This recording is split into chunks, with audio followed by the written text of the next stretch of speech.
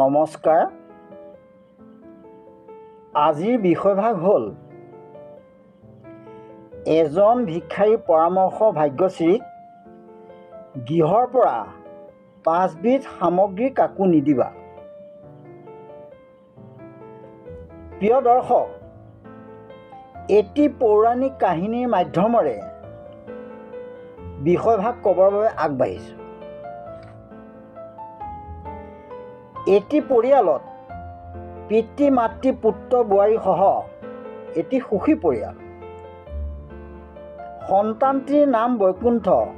তেওঁ জ্ঞানী গুণী ধৰ্মপৰায়ণ আছিল। বৈকুণ্ঠৰ পত্নীগৰাকীৰ নাম আছিল ভাগ্যশ্ৰী। ভাগ্যশ্ৰীও ভক্তিপৰায়ণ আছিল। ভাগ্যশ্ৰী সকলোতকৈ অৰ্থাৎ ব্ৰহ্ম মুহূৰ্তত উঠি বাঁহী ঘৰ কৰি গা পা ধুই গুৰুগৃহত ধূপ বন্তি জ্বলাই গুৰুগৃহৰ কাম শেষ কৰি শহু শাহুৰ স্বামীক সেৱা জনাই পাকঘৰৰ কৰ্ম কৰাৰ আৰম্ভ কৰে।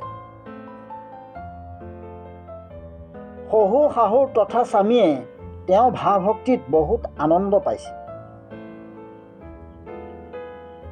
বৈকুণ্ঠ এটি সৰু ব্যৱসায় কৰি পৰিয়ালটি চলাই আছিল। দিনক দিনে বৈকুণ্ঠৰ ব্যৱসায় ডাঙৰ হ'বলৈ ধৰিলে। ভাগ্যশ্ৰী গাঁওখনৰ ভিতৰত এগৰাকী আদৰ্শৱান বোৱাৰী হিচাপে পৰিগণিত হ'ল। অতিথি আহিলে শ্ৰীচৰণত সেৱা জনাই আসন গ্ৰহণ কৰিব দি শুশ্ৰূষা কৰে। ওচৰ চুবুৰীয়া বিপদত পৰিলে সাধ্য অনুসাৰে সহায় কৰে। মানুহক সহায় কৰিবলৈ ভাগ্যশ্ৰীয়ে কুণ্ঠাবোধ নকৰে। এদিনৰ কথা, ভাগ্যশ্ৰীয়ে গুৰুগৃহৰ কৰ্ম শেষ কৰাৰ পিছতেই এজন অতিথি ভিক্ষাৰী ৰূপত প্ৰৱেশ কৰিলে।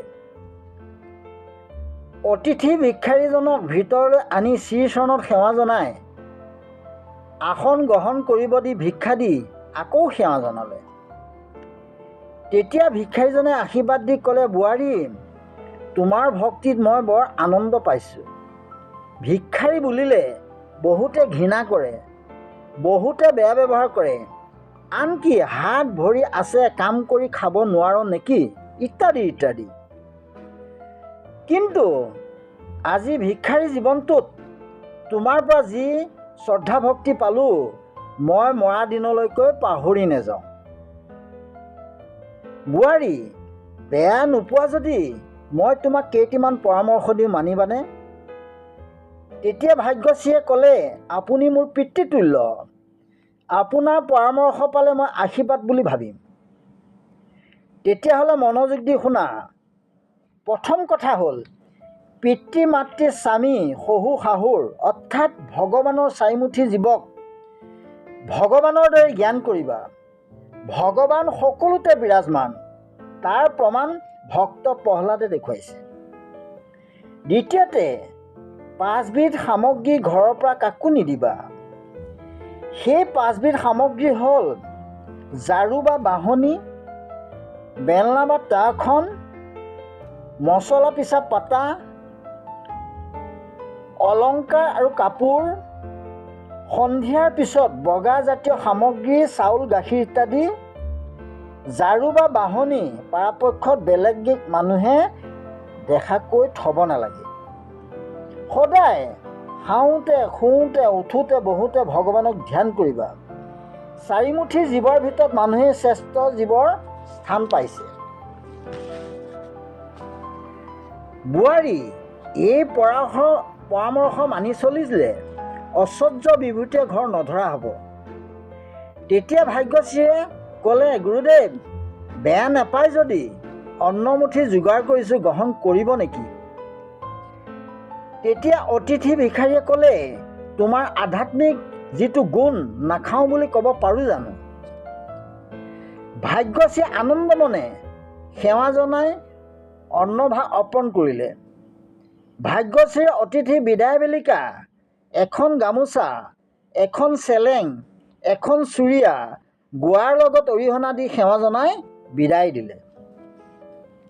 প্ৰিয় দৰ্শক, অতিথি ভিক্ষাৰীজন পদাৰ্পণ কৰাৰ পিছতেই ভাগ্যশ্ৰীৰ ঘৰখন উন্নতিৰ জখলাত আগুৱাই গৈছে। বৈকুণ্ঠ অৰ্থাৎ ভাগ্যশ্ৰীৰ স্বামী অঞ্চলৰ ভিতৰত এজন ডাঙৰ ব্যৱসায়ত পৰিণত হ'ল। ভাগ্যশ্ৰীয়ে ওচৰ চুবুৰীয়াই যি বিচাৰে তাকেই দিবলৈ কুণ্ঠাবোধ নকৰে। কাকো নিদিওঁ বুলি ক'ব পৰা ভাষাটো নাই।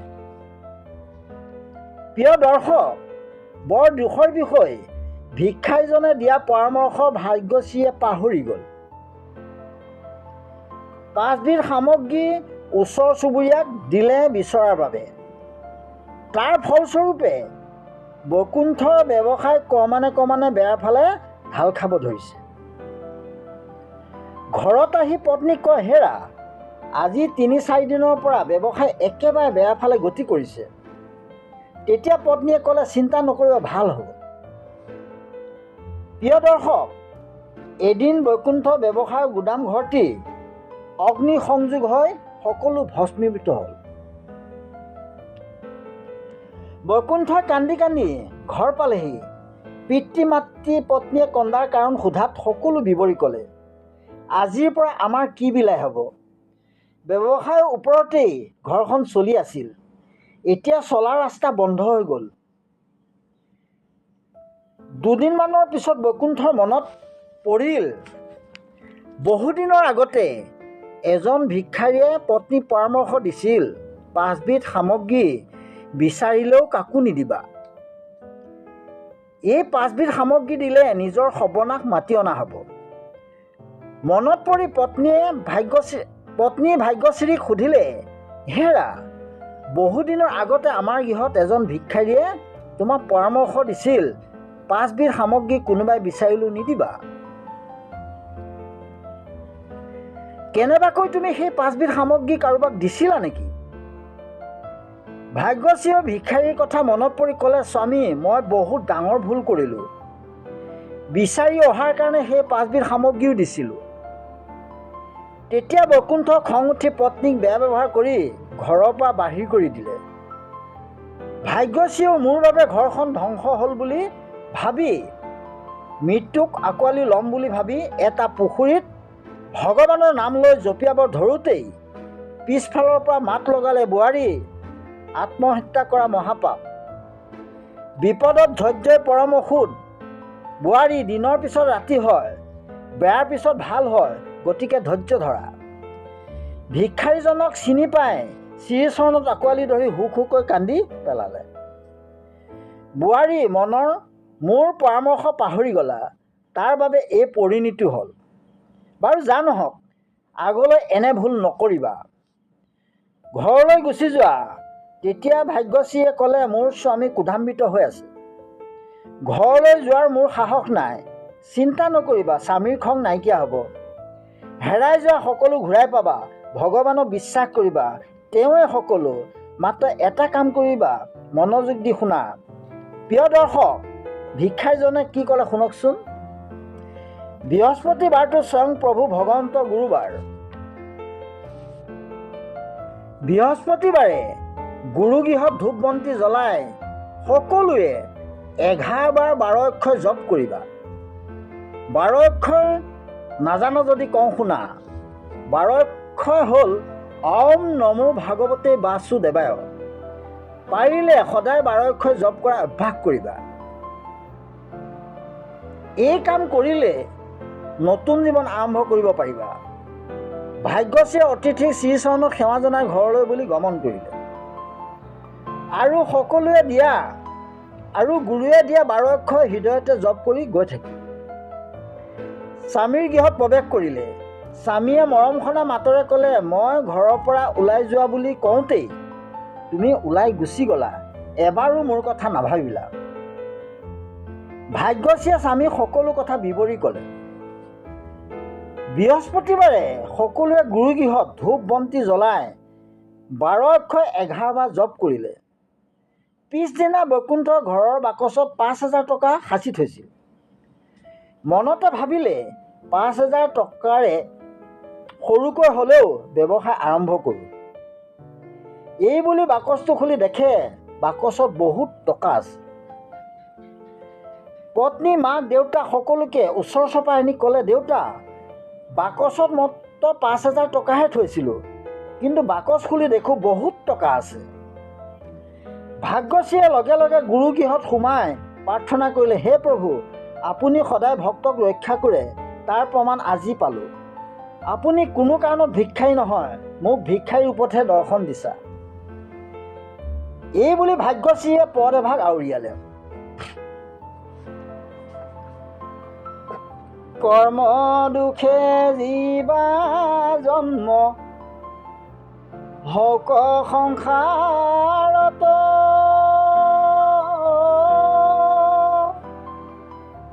তাতো নচাৰো কচিত তোৱা চৰণত,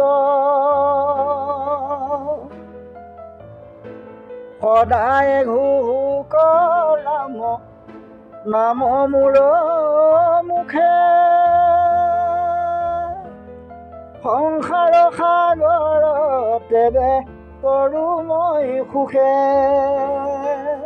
হে প্ৰভু, কৰ্মদোষত মই সংসাৰত যিভাৱেই জন্মগ্ৰহণ নকৰোঁ, প্ৰত্যেকটো জনমতেই যেন তোমাৰ চৰণ সেৱাৰ পৰা মোৰ চিত্তক আঁতৰ নকৰা। মোৰ মুখে যাতে তোমাৰ গুণলীলা শ্ৰৱণ কীৰ্তন কৰি থাকিব পাৰোঁ, তাৰ দ্বাৰাই যাতে সংসাৰ তৰিব পাৰোঁ। হে প্ৰভু, আপোনাৰ পৰামৰ্শ পাহৰি মই বহুত ভুল কৰিলোঁ। মোৰ নিজৰ সন্তান বুলি ক্ষমা কৰি দিয়া যেন। ভাগ্যশ্ৰীয়ে যিকেইটা আনিব পৰা সামগ্ৰী যাক দিছিল সকলোবোৰ লৈ আহিল আৰু ব্যৱসায় বৈকুণ্ঠ আৰম্ভ কৰি নতুন জীৱন পালে। এই হ'ল ভগৱানৰ লীলা। আজি ইমানতেই সামৰণি মাৰিছোঁ।